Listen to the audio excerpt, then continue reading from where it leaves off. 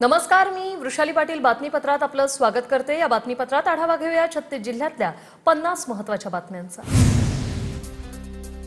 बीडमधील मुसळधार पावसाने अनेक गावांचा संपर्क तुटला। बीडच्या नवगण राजुरी खरवंडी राष्ट्रीय महामार्गावरील डोंगरी नदीला पूर। पैठणच्या जायकवाडी धरणाच्या 18 दरवाजांमधून 1,13,184 क्युसेकने गोदावरी नदीपात्रात विसर्ग। नदीकाठच्या गावांना सतर्कतेचा इशारा।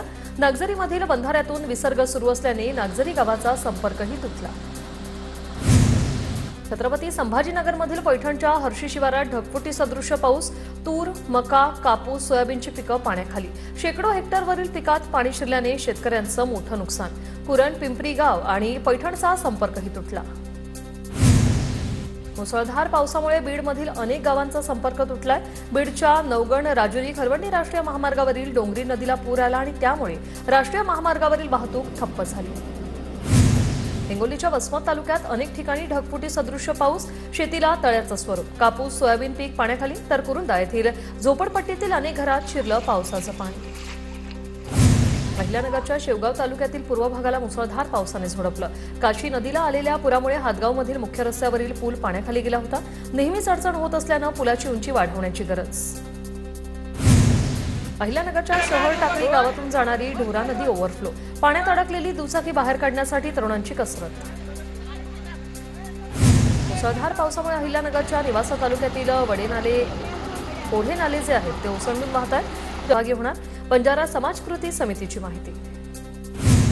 बीडमध्ये एसटी प्रवर्गातून आरक्षणासाठी बंजारा पाठोपाठ वंजारी समाज आक्रमक। हैदराबाद गॅझेट लागू करून एसटी प्रवर्गात समावेश करा। बीडमधील जय भगवान महासंघाचे बाळासाहेब सानप यांची मागणी। धाराशिव जिल्ह्यातील 8 गावांमध्ये कुणबी नोंदी सापडण्यास अडचण। सातारा गॅझेट की हैदराबाद गॅझेट याविषयी संभ्रम। 1982 पर्यंत 9 गावं सोलापूर जिल्ह्यात तर आता धाराशिव जिल्ह्यात असल्याने अडचण।